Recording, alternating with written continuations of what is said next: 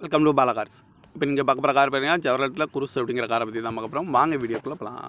இந்த கார் பார்த்தீங்கன்னா ஜெவர்லெட்டில் cruise model பார்த்தீங்கன்னா 2011 மாடல்.